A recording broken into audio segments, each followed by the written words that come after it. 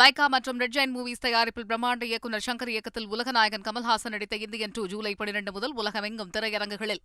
அதிமுக பொதுச் செயலாளர் எடப்பாடி பழனிசாமி இரண்டாவது நாளாக கட்சி தலைமை அலுவலகத்தில் ஆலோசனை நடத்தி வருகின்றார். இது பற்றிய விவரங்களை செய்தியாளர் பிரகாஷிடம் கேட்போம். பிரகாஷ், வணக்கம்.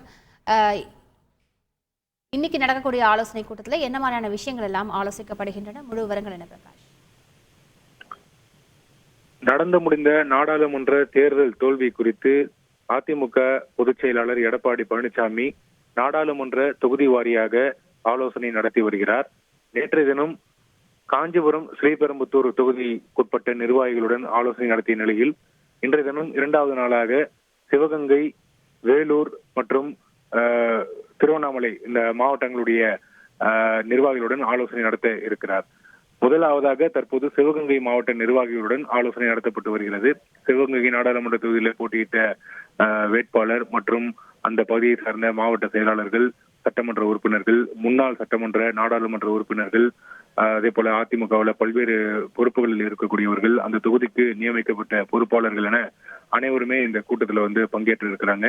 அதிமுக பொதுச் செயலாளர் எடப்பாடி பழனிசாமி, துணை பொதுச் செயலாளர்கள் KP முனுசாமி, நத்தம் விஸ்வநாதன், பொருளாளர் திண்டுக்கல் சீனிவாசன், கட்சியினுடைய கொறடா SP வேலுமணி மற்றும் அவைத்தலைவர் தமிழ்மகன் உசேன் உள்ளிட்டோர் இந்த ஆலோசனை கூட்டத்துல தலைமையேற்று பங்கேற்று வராங்க.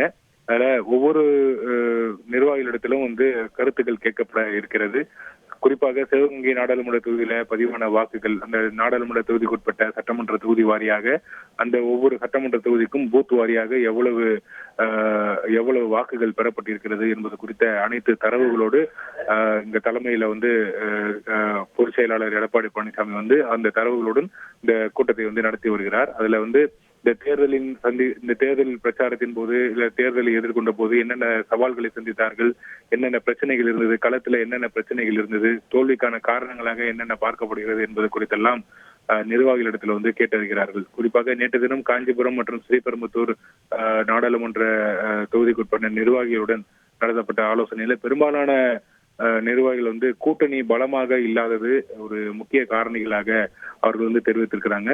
அதே போல களத்துல இருக்கக்கூடிய என்னென்ன பிரச்சனைகள் இருந்தது என்பது குறித்தெல்லாம் அவர்கள் கட்சியினுடைய தலைமை கிட்ட தெரிவித்திருக்கிறாங்க. இறுதியில் பேசிய எடப்பாடி பழனிசாமி வருகின்ற 2026 சட்டப்பேரவை தேர்தலுக்கு வலுவான கூட்டணி அமைக்கப்படும். 2026 சட்டப்பேரவை தேர்தலில் வெற்றி பெறுவதற்கு என்னென்ன செய்ய வேண்டுமோ அந்த பணிகளை முழு மூச்சோடு செய்ய வேண்டும். குறிப்பாக கிளை கழக அளவில் ஒவ்வொரு மாவட்ட செயலாளர்களும் கிளை கழக அளவில் 2 நாட்கள் ஆலோசனை, மாதத்துக்கு 2 முறையாவது ஆலோசனை கூட்டங்கள் நடத்த வேண்டும்.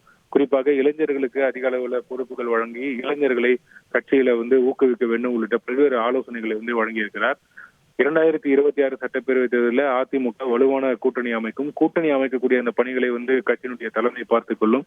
நீங்கள் வெற்றிக்கு தேவையான அந்த உழைப்பை உங்களிடம் அந்த பங்களிப்பை வழங்குங்கள் என்று அறிவுரை வழங்கியதாக நேற்று கூட்டத்தில் பங்கேற்றிருந்தவர்கள் தெரிவித்திருந்தாங்க.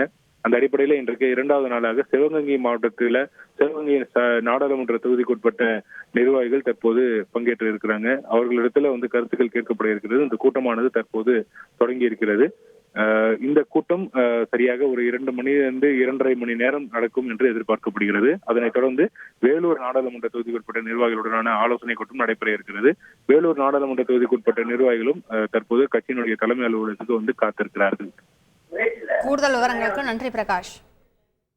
லைகா மற்றும் ரெட் ஜெயின் மூவிஸ் தயாரிப்பில் பிரம்மாண்ட இயக்குநர் சங்கர் இயக்கத்தில் உலகநாயகன் கமல்ஹாசன் நடித்த இந்தியன் 2 ஜூலை 12 முதல் உலகமெங்கும் திரையரங்குகளில்.